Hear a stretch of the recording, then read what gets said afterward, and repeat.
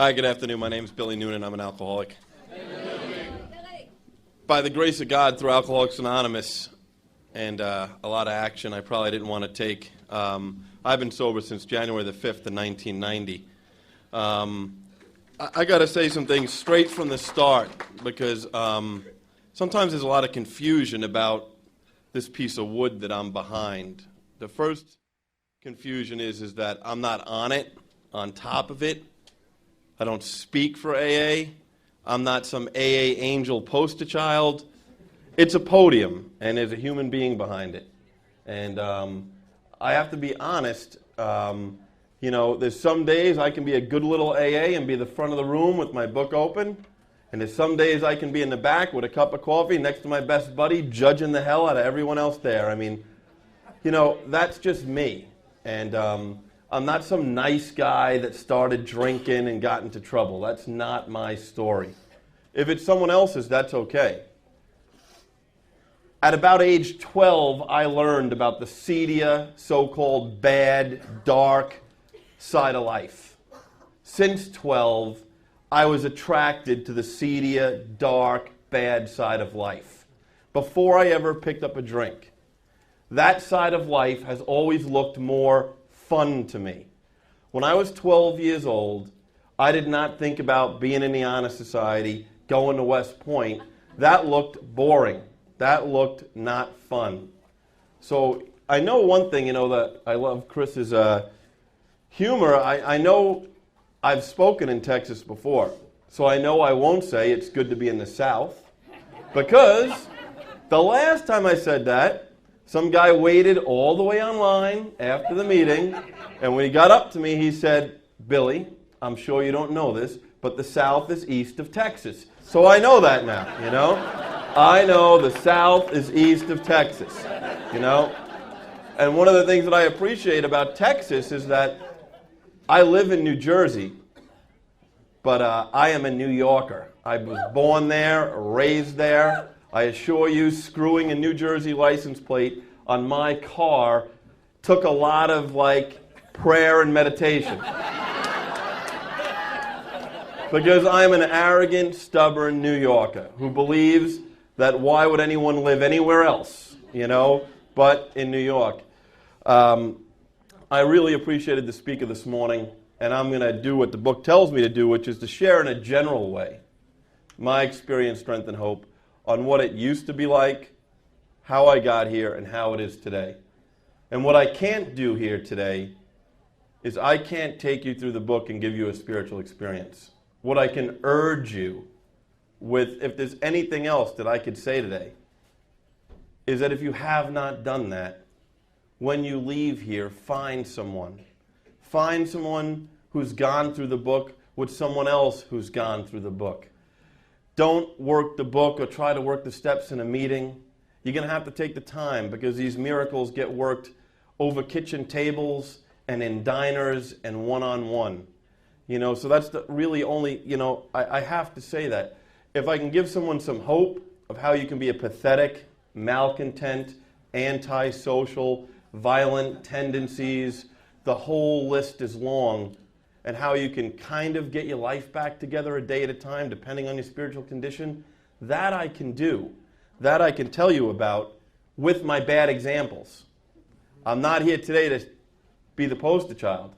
I have some really bad examples of my conduct in sobriety and the bad consequences that have come as a result of them, and how I've had to get my head out of my you-know-what and tell someone honestly where I am and go through the process again.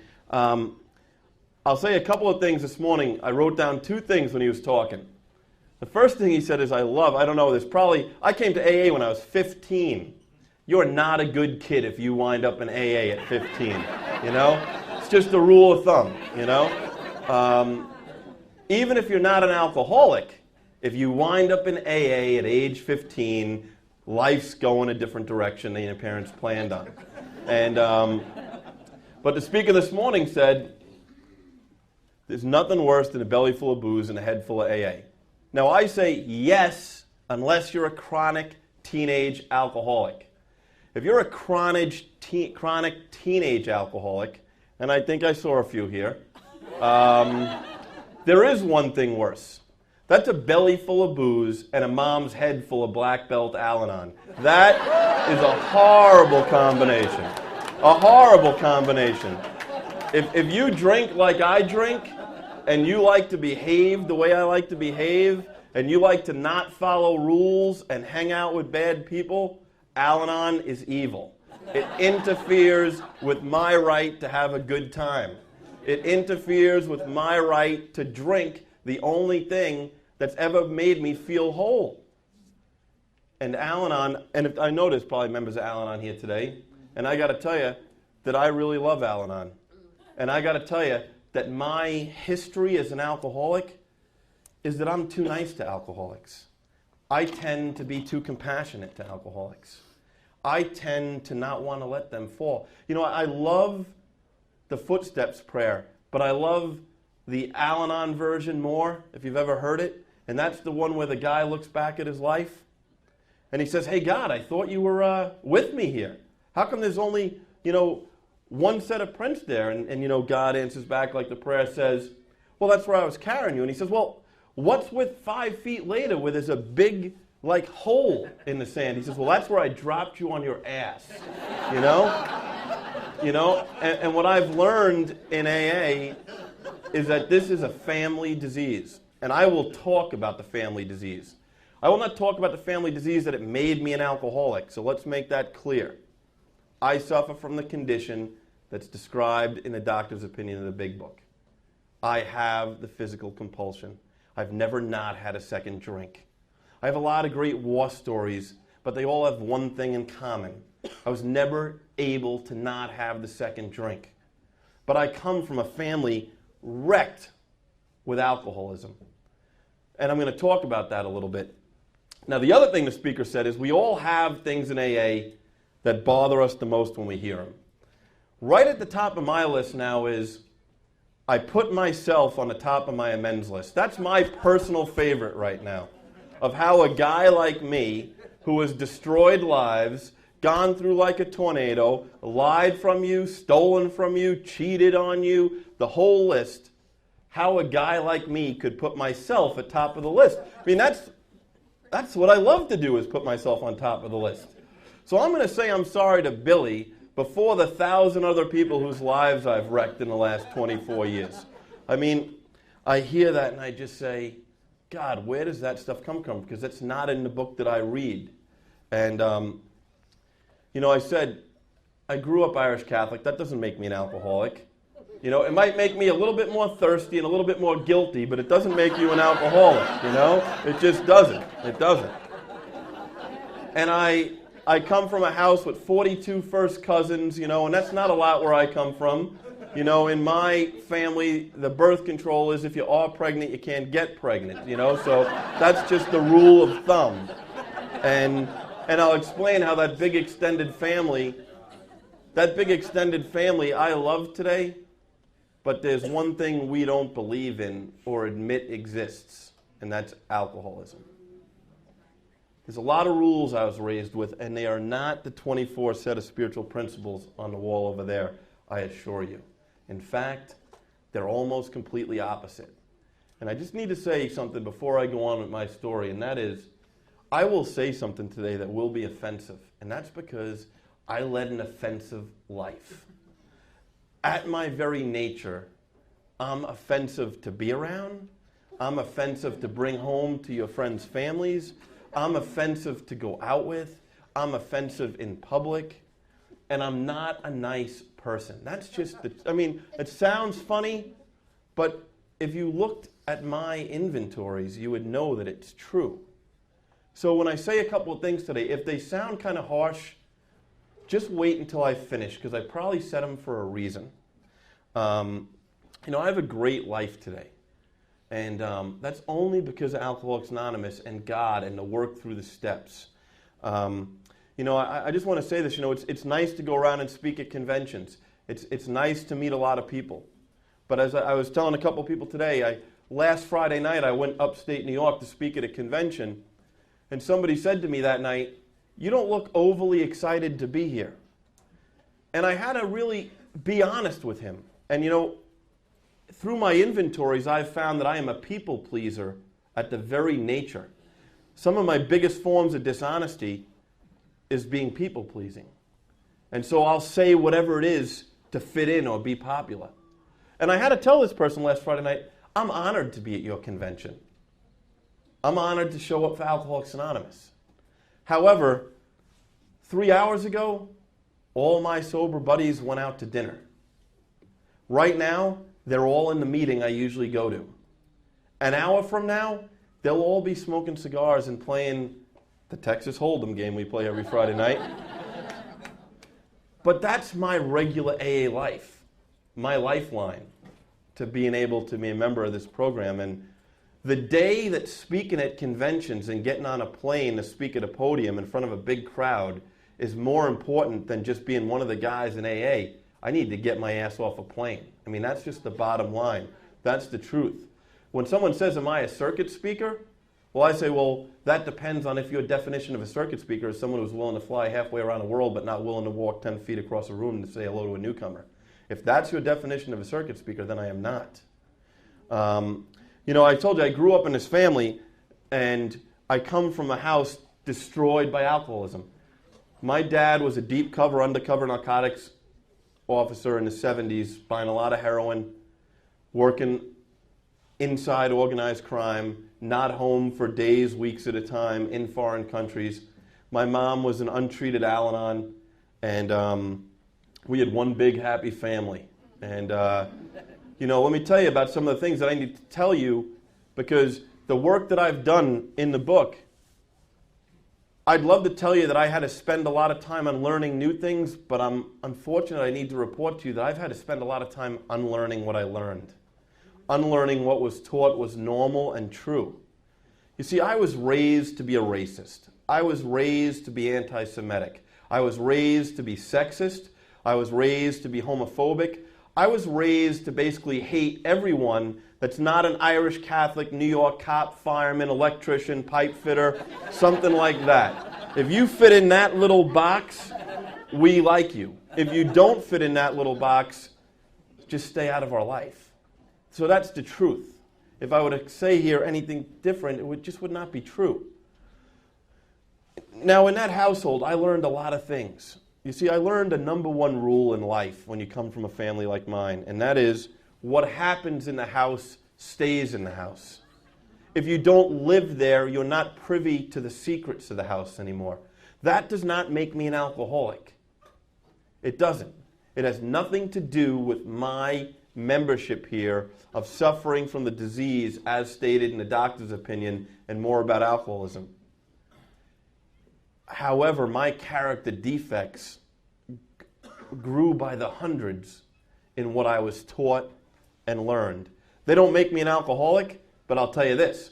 My alcoholism, me picking up a drink, plus those character defects equal a raging tornado. That's what the math equals.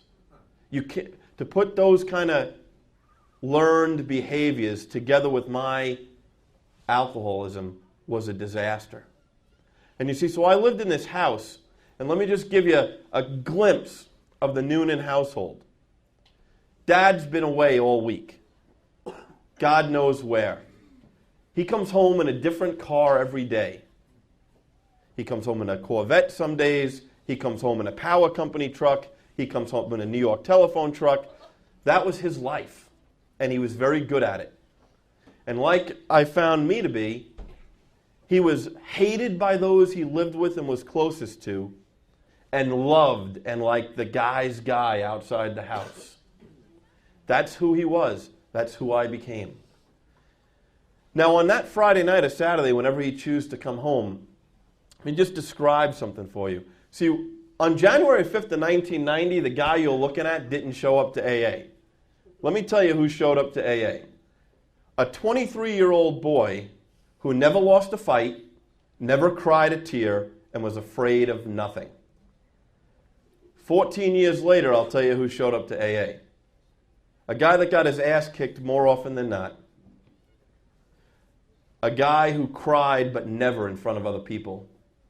And basically lived his whole life in fear and afraid of everybody and everything.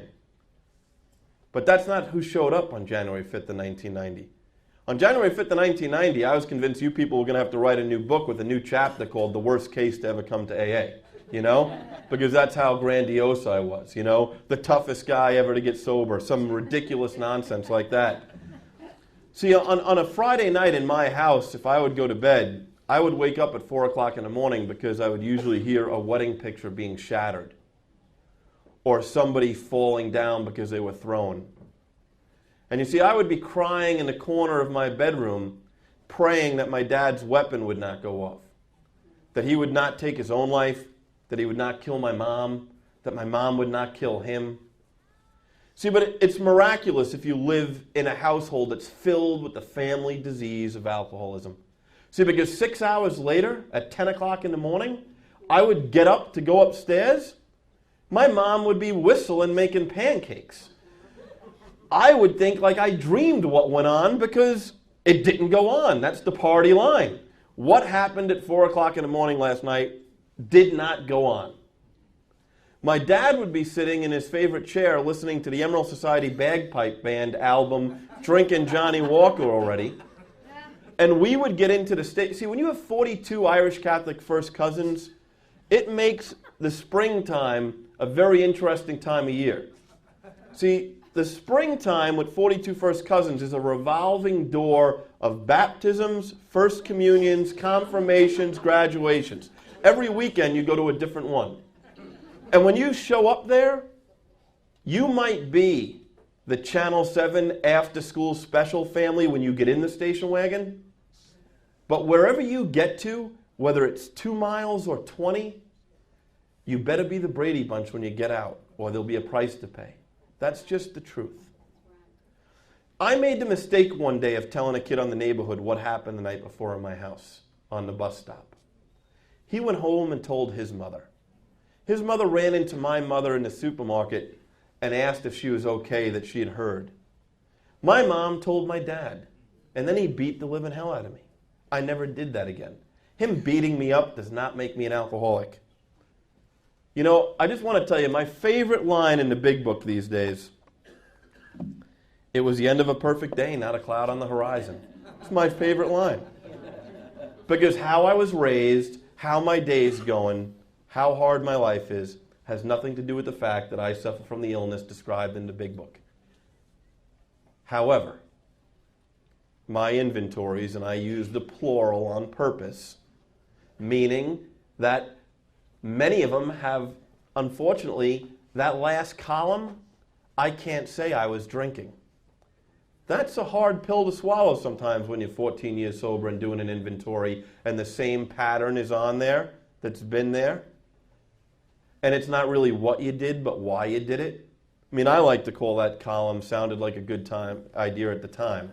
You know, that's the story and history of my life. Sounded like a good idea at the time.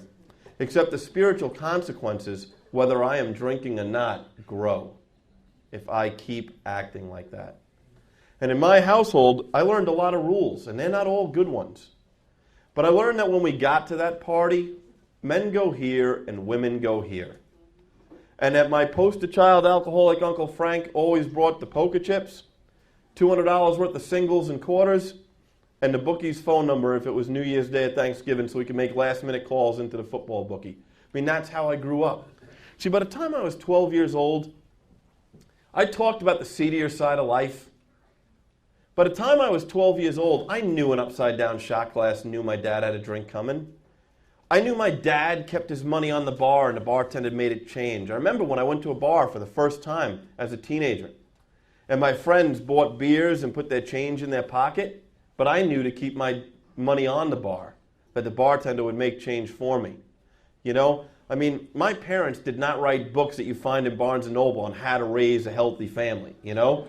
I love them to death, but you're not going to find their book published there. I knew how to play 8-ball, 9-ball, all the rules of darts. I knew what points on a game meant. I knew how to fill out the little weekly football card. I knew all that stuff. And first drink. You know, I can only tell you what first drink in my family means for this alcoholic. Splitting a beer with my dad at Yankee Stadium is not my first drink, as per my family's definition. Going on a fishing trip with my dad and having a beer, that's not my first drink. You know, my first drink, I can identify with no problem. You see, my mom kicked my dad out of the house by the time I was 13, and I hated her for it. And I hated her for a long time. A long time. I always side with the active alcoholic. If there's two people involved in a dispute, I always side with the tragic, drastic tornado. You know? I have a little sympathy for that person. The normal, so-be regular person, they just like to kill a little fun, in my opinion. So, my mom kicked my dad out, so I hated her. You know, I started to get into trouble in school. You know, I hear people say, well, you're mentally and physically different. Listen, my book is clear. I am not mentally and physically different from my fellows prior to January 5th of 1990. The person who is talking to you today, me, is mentally and physically different from my fellows. I am. Physically, I suffer from this disease called alcoholism. I cannot safely take the first drink. Even when I wake up completely sober the next day, my brain sometimes tells me to take the first drink. I suffer from that disease. Mentally, it's not even a good topic from the podium as far as today. I'll give you a quick example. I travel a lot for work. I was away with two people recently. We all got a rent-a-car. I usually travel alone. We got to this rental car place at 10:30 at night. They had one car, a very fast car. Now, the guy who was driving, we got out of the lot. I knew where we were going, so did they. There were two choices, highway, local. But my brain immediately says, hey, aren't you going to take this thing on the highway and see what it can do? I mean, that's what I said out loud, you know? Like, why would we have a car like this and not see what it can do? You know? I'm telling you, this is a couple months ago. You know what he said? It's fascinating, the brain of a normal person. He turned around in the car and said, you know, I don't want to get a speeding ticket. Now, that's a nice answer, but if you're a guy like me, let's just play out that story. Let's say I was driving. Let's just say I got pulled over for speeding. If you're a guy like me, having a valid license, registration, and insurance card is like winning Powerball. Having three of those things with my name on it that are all valid right now, you know, and I wish it sounds funny, but it's the pathetic truth. You know, Chris asked me how old I was. Let me tell you, a couple of years ago, I lived in Chicago for work during sobriety. On my 34th birthday, you know, your driver's license expires on your birthday. Of course, being an alcoholic, it was the day before my birthday. I went to motor vehicle. But let me tell you the revelation that went through my mind. I was a 34-year-old man, supposedly. And that was the first time in my life I ever renewed a driver's license. How do people do that? How do they keep one for 4 years without it getting suspended or revoked or, you know, like I had never made it that whole 4-year period in my lifetime. And you think like, that is pathetic. That's crazy, but that's the truth. I never made it until I stayed sober because I lost mine for a good period of time for a while, and I'll get into that. So, you know, that's the kind of thinking and family I come from. And, you know, so I hated my mom. My dad was my hero, and he was a raging alcoholic. And one night I went, you see, I tried sports. I tried Boy Scouts. I tried everything to not be home, to be out of myself. I couldn't even tell other people that my dad didn't live home anymore. I was so devastated by him not living there. But you see, at 16 years old, I pulled into a 7-Eleven parking lot with like 5 other guys in the back of a Nova or a Monte Carlo or Duster, whatever the car the early 80s, late 70s was, listening to Sabbath, having a good time, and somebody bought me my first 8-pack of Millers, those small bottles. That night, the ease and comfort that it talks about in the doctor's opinion occurred for me for the first time in my life. For the first time in my life, I felt equal to everyone else. For the first time in my life, that hole in my stomach was gone. Now that sounds hokey to other people, but to somebody like me, I had been searching for that. So I got to tell you, it took me like 15 years to find that. I wasn't ready to get rid of it easy. You know, and I discovered a couple of things. If you're new, I tell this all the time. You know, the step says we admitted we were powerless over alcohol. The big book says you need to concede to your innermost self that you're an alcoholic. And I tell people all the time, if I wasn't an alcoholic, I'm not doing the other 11. I mean, that's just me. I'm not a nice kind of let's be merry, believe in God kind of guy naturally, you know? It's that first step gives me no choice but your way out. And, you know, as my good friend Tom I says, the level of your surrender in step 1 will be equally proportionate to the level of your results in steps 2 to 11. And I believe that wholeheartedly. You have to know what your problem is before the solution will work. And so, if you're new and you don't know if you're an alcoholic, I suggest you sit down with someone. Because, see, I know today things that make me different. See, at 16 years old, I was the lunatic who shaved his football number in one side of his head and the name of my team in the other. And I thought I was a good guy to bring out if you were going to get into a fight with another town. You know, my high school yearbook had that section that says, I predict in 20 years.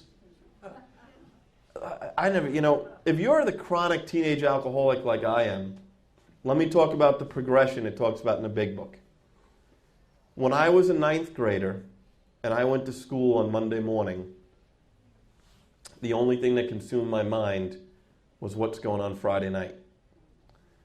When I was a 10th grader and I went to school on Monday mornings, really the only thing that went through my mind is, what are we doing Thursday or Friday night? By the time I was a junior in high school, the only thing that went through my mind is, I can't possibly wait till Thursday or Friday night. That's the progression of my illness. By the time I was a senior, I rarely was in school on a Monday morning to begin with to even worry about that. But that's how my progression went. When I look back at my drinking, especially with the aid of an alcoholic who's been through the work, I know what made me mentally and physically different from my fellows. You ever play? I don't know when I'm in different parts of the country, but drinking games always killed me. Up north, we play a game called quarters, where someone bounces a nice little quarter off a table, and it goes in a shot glass. I mean, how painful is it to wait for some moron to get a quarter in a shot glass to point at me so I can drink, you know? And I'm supposed to believe that I'm being punished because you're telling me to drink. I mean, I never really got that concept. I still today don't understand the whole drinking game thing if you're an alcoholic like myself. You see, I'm the guy who, when I go to your mother's refrigerator at 11:30 at night, I take 2 beers, not 1. I put 1 in her Tupperware drawer or in her tinfoil drawer, wherever, because, see, when you're 17 years old and you're like me, you can be in a blackout listening to Sabbath, but that air going dry in a keg, I could hear that 50 feet away. You know what I mean? And at 2 o'clock in the morning, if you're a real alcoholic like I am, I cannot be 17 years old and have it be 2 o'clock in the morning and not have my own supply of alcohol. That does not equal out for a guy like me. It's not a good idea. So, you know, I'm the kind of guy that, you know, other hard drinker teenagers, you know, let's just, you know, you're listening to Ozzy, you're going to a party, somebody's parents are away, there's going to be 5 kegs there, the 4 of the guys are happy. You see, I have to manipulate some way to go to 7-Eleven. Because if I want the ease and comfort, see, I want to be able to go get a backup 6-pack. I like walking into your parents' backyard and putting my 6-pack in your bushes where no one else knows it is. See, because I like having that keg hose in my hand, and I like having the ease and comfort that when this runs out, I'm okay. That's the ease and comfort that I'm talking about when I'm drinking. Otherwise, my mind is obsessed with This is going to run out. And I can't have that happen until I black out and pass out. You know, I always say, as a 17-year-old alcoholic, the two worst sounds in the world are a dry keg and a siren. Other than those two sounds, I'm okay. But either one of those sounds has ruined a lot of good nights drinking of mine. So I know I was different. You know, back in the 80s, I date myself, metal detectors really weren't in yet. And I had this great 3/4 length army jacket.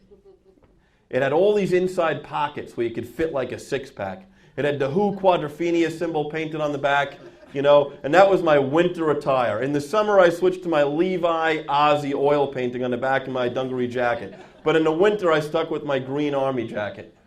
And you know, before metal detectors, at concerts, they invented these things called pat-down lines, where you would go through like this gauntlet of guys who would take you down. See, if you're a heavy drinker and you're 17 years old, and you're going to Van Halen or you're going to Monsters of Rock, see, it's more important for you to hear the music. To you, the music is top priority. If you're an alcoholic of my type, as described in the Big Book, I love heavy metal, but I can't be inside there and depend upon someone else to keep my disease running. So I'm willing to risk the pat-down line. You know, I'm willing to not make it in. And what I found out, and it still confuses me today, is when you get kicked out of a concert, that's a pretty fun crowd to hang out with in the parking lot. You ever hang out with them? The 300 or 400 other people who haven't been allowed in? I mean, that is a good crowd of people. That is a good time. You know, I've had a lot of great nights in the parking lot of Giants Stadium and Brendan Byrne Arena because I'm not a nice guy. You know, I tell you that. Let me give you an example of my alcoholism, where it takes me. I remember Def Leppard, their drummer, had a tragic accident. He lost an arm in a car accident. I was a teenager. I was hammered going to that concert because once I start drinking, I cannot stop. Inside that concert, there was some guy sitting in front of me who was like, had his own drumsticks with him and was playing the drums, and I was making fun of. He thought I was impressed. In fact, at one point, he turned around and gave me a set of drumsticks like I wanted to play along with him. Anyway, I had a long sleeve shirt on at the time, and I took my left arm and I put it inside my shirt to kind of make fun of the drummer who lost his arm, and I knew this guy in front of me was such a big fan. Now, that's a horrible thing to do. There's nothing kind or loving about that. There's nothing kind or loving about getting in a fight with your arm inside your shirt either. Let me tell you that. But let me tell you, after he kicked my ass, then Brendan Byrne Arena security kicked my ass, and then I went out to the parking lot and got a beer, and I was okay. You see, I suffer from a problem, and maybe some other people can identify. See, when I drink and I black out, by 3 o'clock in the morning, I pretty much lose control of just about every muscle in my body except for my mouth. My mouth has the exact opposite. It's amazing. My mouth works better, more often, louder.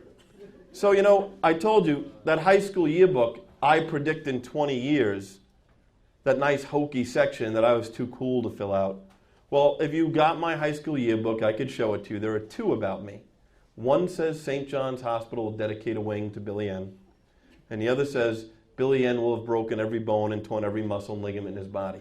Now, at the time when I was 18 or 17 years old and read that, I thought that meant I was a cool guy. I thought that meant I was the life of the party. I stand here today. I have no left kidney. I have no spleen. My ribs have been kicked in because that mouth doesn't stop working when I'm laying on the concrete floor behind Patrick's Pub and someone is kicking me and I have to get the last word in. Stitches, broken bones, the whole list. It's horrible. It's horrible that two people had that great an insight into my life and that my disease had absolutely no idea. You know, and I'll end my drinking story by telling you this. I know why I drank. Just read the book. I don't need to do an hour stand-up on it. But I can tell you this.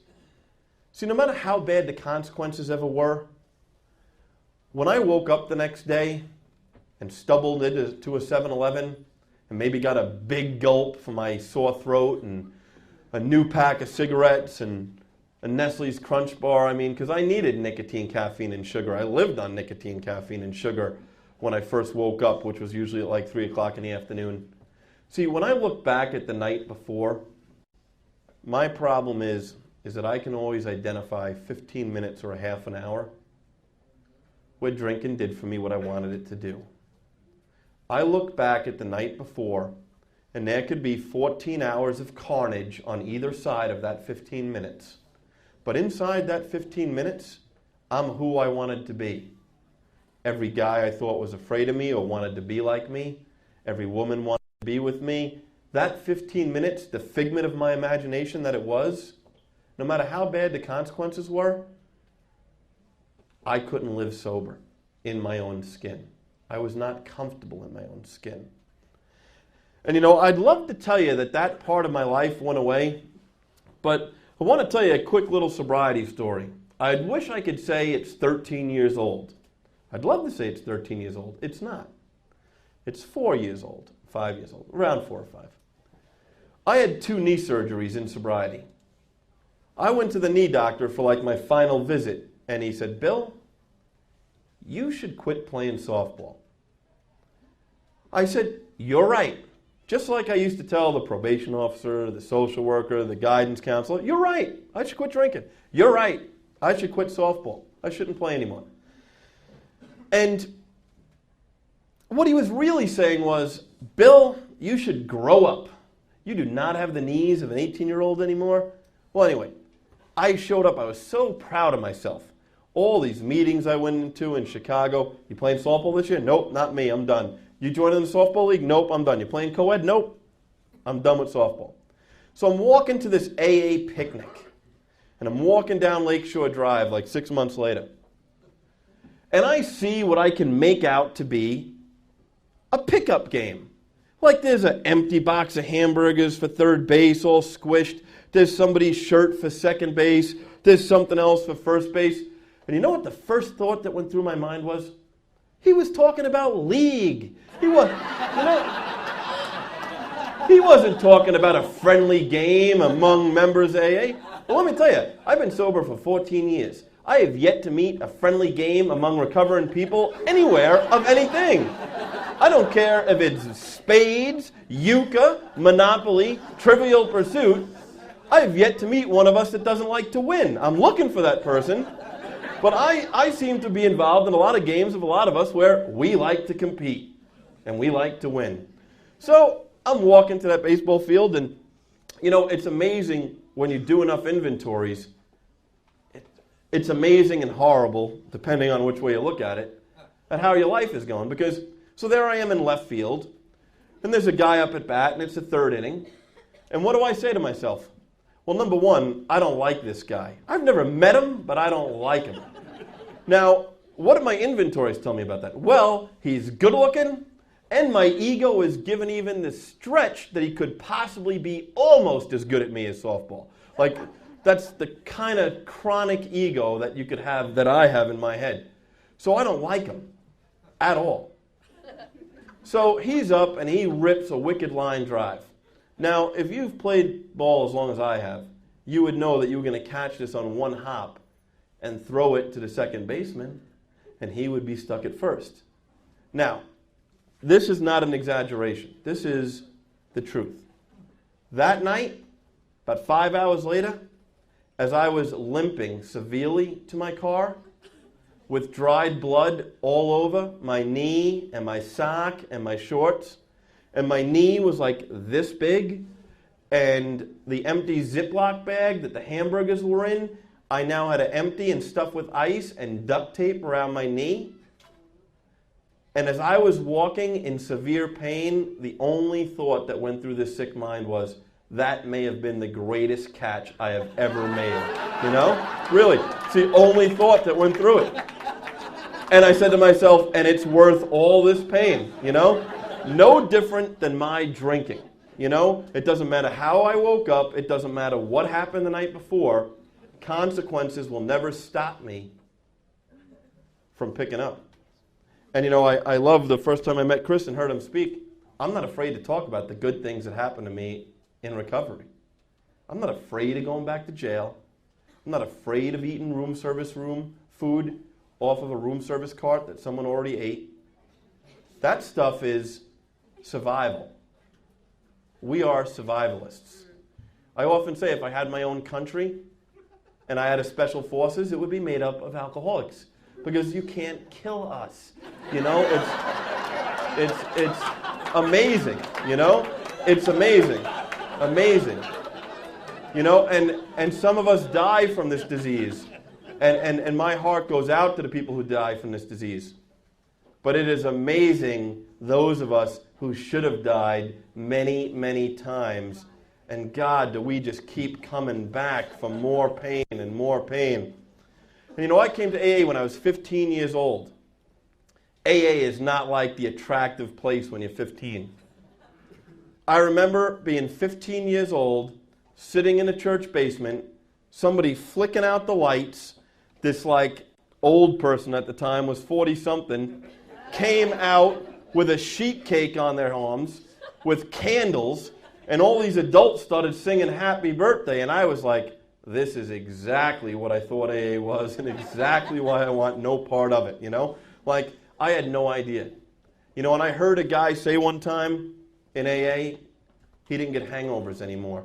So I was like, whoa, this is why I'm here today. I need to learn this, whatever he's going to say, because I break ice cube trays on my mother's kitchen table on beach towels and roll them up and put them on my head. I'm so hungover. And he said, he doesn't get hangovers anymore because he doesn't drink a day at a time. Oof. That seemed a little drastic for a case like me. You know? About a month later, I met this really hot bartender, and she told me that I didn't prepare to drink good enough, that I didn't coat my stomach, I didn't put a big glass of ice water on my nightstand, I didn't put 2 extra strength Tylenols. That seemed more workable for a guy like me. Except, I loved what he said this morning about insanity. I love that, knowing what's going to happen and doing it anyway. Because how many nights did I go out doing that? And the next morning, the water's spilt. I don't even know if I took the aspirin. There's 2 empty tall boys of Budweiser that I'd stopped at a 7-Eleven for travelers on the way home. There's empty White Castle boxes. I mean, that, you know, but I'm going to try that again. I'm going to see if it works. Because, you know, and what I learned in AA is an amazing place. You see, if you're a young alcoholic like I was, you start to learn that your life is not going down the yellow brick road. And so the first time I got sent to outpatient treatment, I noticed the guys who threw out the slang, the AA slang, they seemed to get a little bit of leeway. I seemed to always get picked on. Like they would say, oh yeah, I went to a big book meeting, I went to a beginner's meeting, I went to the meeting after the meeting, I'm working the steps out of the book with my sponsor. So I started to learn, well, I at least need to start saying that stuff, you know? I need to start doing that stuff. You see, let me tell you about AA and recovery for a guy like me and why I hated AA. Because why I hated AA has a good part to do with why I love it so much today. See, my whole life, I had been told by guidance counselors, social workers, teachers who deal with the violent students, oh, poor Billy. His parents went through a horrible divorce. His dad's a deep cover narcotics cop. He was raised in a horrible house. Poor Billy. See, AA, when I was listening, you started talking about, I remember a guy in AA, I'll never forget when he said this. He said, here's the difference between AA and everything else. Everything else tells you to be hard on others and easy on yourself. Here, we tell you to be hard on yourself and easy on others. I didn't like hearing that. Here, they were talking about this last column. I didn't even know what they were talking about. But they were talking about their part of it, their role in it. What part did they play? That was the last thing I wanted to hear. I played no part. I'm a victim of a bad family and tragic social circumstances. That was my view, and I was sticking with it. I got arrested for the first time when I was 17. My dad's job got me out of a lot of trouble. I would always show up to court, be dressed up, have a list of AA meetings I went to, get my slap on the wrist, have the charges dismissed, that whole bit, you know. By the time I was 23 years old, I had a good job. I drank every day. I worked with people, and the people I hung out with at work drank every day. I now had a job where I had an ID card like my dad did that got me out of jail free. And I thought my life was going the path it was supposed to go, okay? I do not know how to go fishing without drinking. I did not know how to go to a Yankee game without drinking. My whole life was drinking. And, you know, in December of 1989, I went to a Christmas party, and that night I killed someone drinking and driving, and that does not make me an alcoholic. See, I love the part in the big book where it says, we're men and women that lost the ability to control our drinking, period. And in the last week, sometimes it just comes in spurts, I've been contacted by 2 people who also killed people drinking and driving and are new in AA. And I can just tell you my experience, and I got to quantify this. If there's anyone here today who's lost a friend, a loved one, a family member to a drunk driver, I don't expect you to like me nor respect me. It is my job to like or respect you. That's the truth. I'm not here for sympathy, and I'm not here for a pat on the back because I don't deserve one. The hardest thing it is for me was to learn that the day before my accident, I suffered from the disease of alcoholism as described in the big book. The accident was just a result of me taking my will back again, not a result of God's will, me. Me taking my will back. God wants me to be a sober, sane, decent member of society. And, you know, that car accident obviously changed my life very much. And I still hated AA. I got sober on January 5th of 90. I still, you know, my mom, God rest her soul, I got involved in a group, and they were a big book group. I still hated AA, but I knew this was my only shot. I got sentenced. My mom drove me to court to drop me off that day. She could not even go inside and watch me because I wasn't going in the door to the right where you go out and get processed and bail. I was going in the door to the left where you get on the big bus with the star on it, chained to about 20 other guys. And my mom couldn't even go in and see that. And what I told her that morning was, you know, Mom, you and Dad should be going to jail. You should have never gotten married. You should have never had kids. And now your oldest son is going to jail as a result of how horrible our life was. And that's my frame of mind at that time. That's just my honest story. The correctional facility I was in had AA meetings, thank God. It had a big book meeting. And what I have one soapbox in AA, and I'm going to get on it and off it very quick. If you've been told that because you've never been to jail, you have nothing to share with inmates who are in recovery inside, you've been lied to by someone who's never been an inmate in recovery. Because it has nothing to do except one alcoholic working with another. Circumstances change, are different.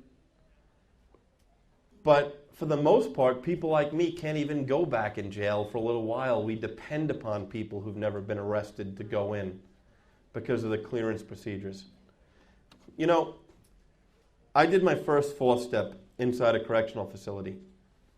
And it probably wasn't the best or most perfect. But I can only steal a line from my good friend Tom I, who says, his wasn't the best or most perfect either, but to this day in his life, it's the most important day's work he's ever done. That's true for me.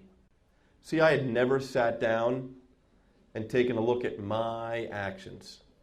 I had never sat down and taken an honest inventory of me. And, inside that correctional facility, it's funny because, I hear so many stories about jails and prisons, but I can tell you that my AA group, the first night I went, I got pulled aside, and this isn't in any AA pamphlet, but I'll tell you what I was told. Do not use this meeting as a way to bring contraband across the facility. If you do that, we will lose our meeting, and we can't afford that. Well, that was clear enough direction for me, because the rules inside there. And, I listened to a tape, I got to honestly tell you, and I listened to a tape of a speaker who said sobriety time in jail doesn't count. And that tape pissed me off, to be quite honest, because I could get high or drunk anytime I wanted where I was. And, when you're trying to work these 12 spiritual principles and you live in the jungle, it is not a good combination. It doesn't fit like a glove. They are completely contradictory. And I right away decided I hate all circuit speakers. This guy's an idiot. I can't wait to meet him someday. I'm going to kick his ass, the whole bit, Well, anyway, about October of 1990, I walked into the library of the facility I was in where we had our meeting, and we had a box of speaker tapes. And for whatever reason, and I thank God for this, I walked over to that speaker tape box, and the top box said Tom I, Aberdeen, North Carolina. And I pulled that tape out, and I put it in my Walkman, and I sat on my cot. And I heard a story of a man who, when he was 23 years old, killed 2 people drinking and driving. He was now like 30 years sober. He had went to prison for his crime, and now he was a warden of a correctional facility. If you have not heard your story in AA, if you have not gotten the hope that you're looking for, all I can urge you is don't judge the messenger. Don't be like me. Go there looking for the message. If you're like me and you see a black guy get up, well, he doesn't know what it's like to be me. If you see a gay guy get up, if you see a woman get up, all that ridiculous nonsense that has nothing to do except for that somebody suffers from the same disease as I do. And, that tape gave me the hope. And, my recovery the last 14 years, I always say this isn't, it's not been a yellow brick road of sobriety, But my life is the best it's ever been. That's just the truth. The big book, sometimes I hate when we read the promises in meetings because people hear them, they have no idea where they are. In North Carolina, they have these meetings, they're called FTL meetings. That stands for blank the lamination. I won't say the first word. Because they want newcomers to read the traditions or how it works and see where it is in the book, not on a sheet of paper. And, there's a lot of promises in the big book way before those promises. But one of them that I take to heart still today is, and I'm not a good paraphraser, there are a lot of better big book thumpers than I am, but I'll tell you the one I love, the certain low spots ahead. It's not like maybe you'll have low spots. It's not like you'll be on a yellow brick road for the rest of your life. It's like the certain low spots. And I'll tell you, I'm going to be honest. When my life is in a jam, when something bad is going on in my life, it's easy for me to be a good member of Alcoholics Anonymous. It is second nature. When my life is great, when I have no problems, when things are going fine, that's when I have to be militant about it's the end of a perfect day, not a cloud on the horizon. It doesn't matter. Good times, bad times has nothing to do with my AA membership and doing the work in the book. And so, in the Bronx, they say a lot, you can be in AA or you can be in around AA. If you want to be around AA, hey, good luck. If you want to stay sober, get in the middle of AA. When they say very clearly, join a group, get a sponsor, get active. Get up in the morning and thank God and ask Him for a sober day, even if you don't believe in Him. Read 2 pages out of the big book. call another alcoholic, go to a meeting that night, and at night get on your knees and thank God even if you don't believe in him. If you can do those 5 things, that's a good foundation right now. You know, no one told me don't get in the steps right away. No one told me take it easy, you know. I mean, there are certain things about AA I love. Certain things I love that the worse you are, the more you like me. That I really like. There's nowhere else on earth where the worse kind of person you are, the more we love you in AA. The more we can't wait to meet you, you know? But there's a flip side of that. Because let me talk about my mother for a little bit. See, in AA, supposedly you're doing 90 and 90, you got a sponsor, a home group, a commitment. Everyone loves you. See, but a 90 and 90 doesn't get rid of 23 years of being a tornado in somebody's life. A 90 and 90 does not get rid of the wreckage of the past. And what I've learned, unfortunately, is that the people I harm the most are the people closest to me. Some of the hardest amends I've ever had to make. I've made amends to the mother of the boy that I killed drinking and driving. The father remains on my 8-step list because he wishes not to have any contact with me. That's just it's for me to deal with and live with. Amends to my parents, my siblings, and everyone else have been difficult.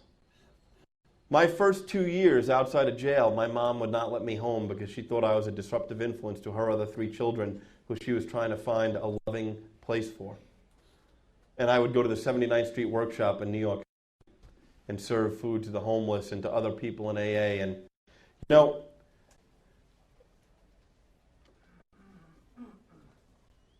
if you're new, let me just bring you into my head, 25 years old, walking down Broadway in New York City, hating God sometimes, and saying, how come my dad got the good life?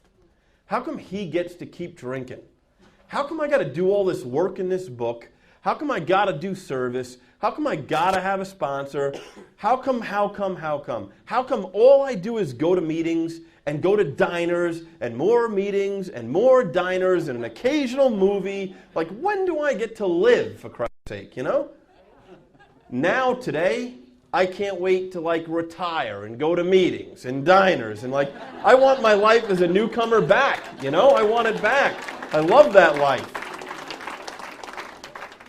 You know, I didn't know about dry cleaning and paying your bills and all this other stuff, you know? Remember one time telling my old sponsor, Winston, I called him up one day at the payday and I was like, I did this, I did this, I did this. He's like, what do you want, a medal? He's like, Billy, people have been doing that for thousands of years. He's like, I know this is new to you, paying your bills, paying your rent on time. He's like, but really, people have been doing this for a long time.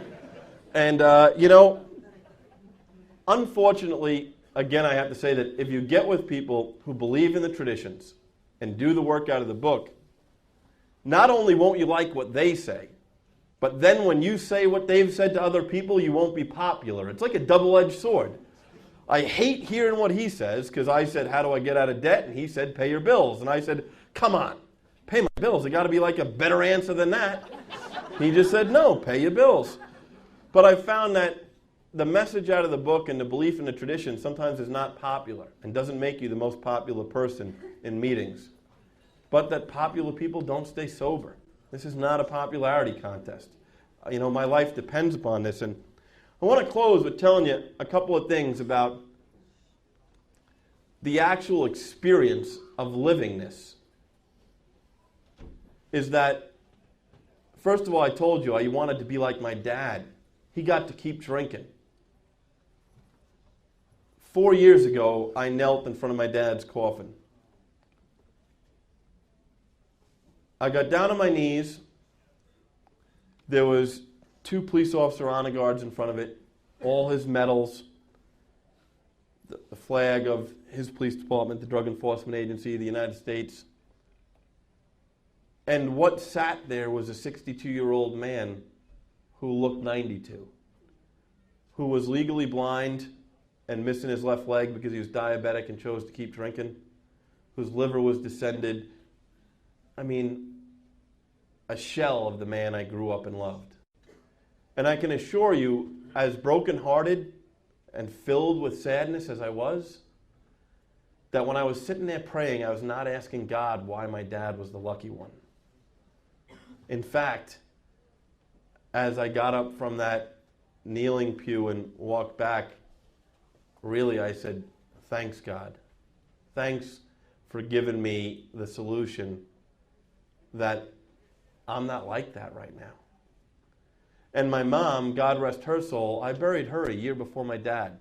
So those certain low spots ahead, see, when I was 32 years old, I did not plan on losing my two parents whatsoever. And I was driving down Lakeshore Drive one day, and my sister called and said, Billy, Mom has stage 4 inoperable cancer, terminal. And my first thought was, this sucks. I've really only had her back in my life for 7 years. And I love her to death. And God, why are you screwing me again? See, because if I want to stand here today and tell you that if you do the work, you're going to love God every day, or every day is going to be great, I'm a liar. The certain low spots ahead mandate that I live and work the work in this book. Because then a man said to me, Billy, you need to make sure that you have no regrets. You need to do whatever it takes to spend the last year or so of your mother's life and not after she dies say, oh my God, I should have taken more time off from work, or I should have spent more time with her. And so that's what I did. And you know, I spent 8 months with my mom that I think most sons would die for. This Depression-era Irish Catholic woman who I hated so much one day, all my whole life. You know, I used to hate being 12 years old in the supermarket with her using coupons. It was on my resentment list forever, you know? She would only shop on triple coupon day, and she had it alphabetized, and I was embarrassed. But you know what? When I went home to take care of her, and I went out to the supermarket, you can bet your ass that I took her coupons, and I made sure she saw on her receipt that I used the coupons. You know what? And I would come home, and I'd say, Mom, we can go anywhere out to eat tonight. And she'd be like, well, it's senior night and 10% off at Friendly's. And I'd be like, Mom, we can go anywhere. Nope. All right, Mom. Let's go to Friendly's, you know? Because that's what she loved, you know? And even at one point, she said she liked me better than my siblings at the time because she said she had never found that much of a use for her bad son because I would have a pack of Kent 100s ready for her when she got out of chemotherapy, you know?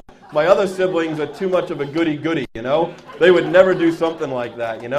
But my mom knew that she could depend upon me to have the goods, you know? I mean, what am I going to do? The lady's dying of cancer and she wants a freaking Kent 100. I'm going to give her a Kent 100, you know?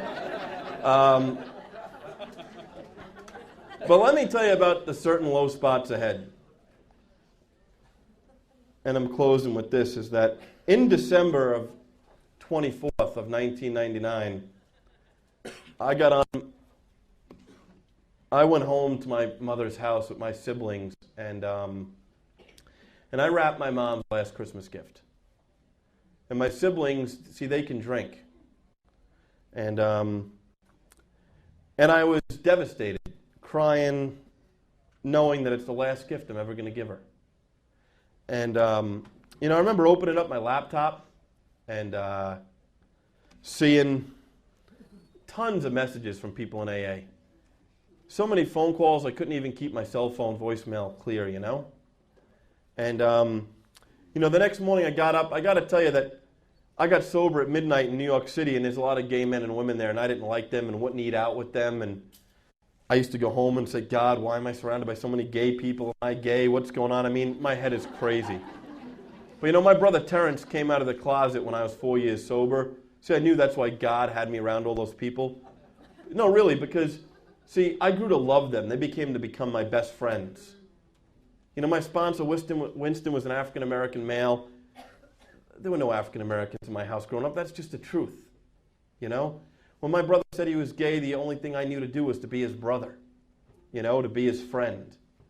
And, you know, that morning I got up and I went, that Christmas morning, I went to the hospice my mother was in, and we had her room decorated for Christmas, and we were going to have people over, and I had 2 Dunkin' Donuts large coffees, and I had her wig, her makeup, her Charlie perfume that she always wear, her eyeshadow, the whole bit, you know. And I jumped up in her bed with her, and we cranked up the back, and we threw back 2 large cups of coffee, like I was drinking a beer with my best bud. And I put her makeup on, and her perfume on, and her wig on, and she told me about her final plans, things she wanted. And she told me, and this is for where she comes from, to never believe that alcoholism really exists. She said, "Billy, don't ever leave AA. Getting my son back is the greatest gift God ever gave me." You know, and about 3 weeks later, I stood at a podium like this in a church on Long Island, and I had to tell a couple of hundred people how difficult it was for such a far from perfect son to say goodbye to a very so close to perfect mom. You know, and I buried my mom with dignity and grace the same way I buried my dad. And I tell you that if I was not sober, or if I was not in AA, not around it, I would have never had the privilege to do that. And I've become the moderate brother. I'm like the vacation planner. That's ridiculous. I hate that. It makes me feel like I'm the uncool person, you know? It does. And, you know, I just want to say, as I shut up here, that everybody in AA has a gift. Speaking is no big deal. It's nice. Maybe some people do it better than others. I don't know. But I know this. I know some people who work miracles on tables in Denny's across from another person. I know some people who can take the 15 minutes in a car to and from a meeting and work miracles that are not possible. Everybody has a gift, and I've been taught the only sin in AA is not to find out what your gift is and then take it and run with it. And run with it. And, you know, I've been in service, involved in service, you know, in young people's conventions. I've been a GSR, a DCM. In 1999, I was 32 years old. I was the youngest delegate to the General Service Conference. That was, you know, to be there, what AA calls in passing on the permanent successors to the founders. And last week, you know, I was in a jail in Riverhead. That's 54 miles from New York City. That's 14 years ago, 13 years ago. Last week, I was selected to be a member of the Trustees Corrections Committee at GSO. I mean, that's just amazing. How do you go from sitting in a jail cell to then being able to give back to the fellowship that saved your life? So if you're new and you hate AA, you and me have a lot in common. If you hate people that speak, all that other stuff, keep coming. Find people that are active. I'm not afraid to admit, yes, my first 4-step was amazing, but getting cable back and ESPN was amazing, you know? I'm not afraid to admit that going to my first AA convention was great, but going to Metallica, Guns N' Roses was better, you know? I'm not afraid to admit that going to Yankee Stadium sober, knowing that my life's not over, that I can still go to baseball games, that stuff is why I'm here. You know, I've been given a way to live that a lunatic who suffers from the disease I suffer from can actually function in society, except it comes with some work. And, you know, it's been a privilege to be here, and I want to thank Chris and this organization for having me. Thank you very much.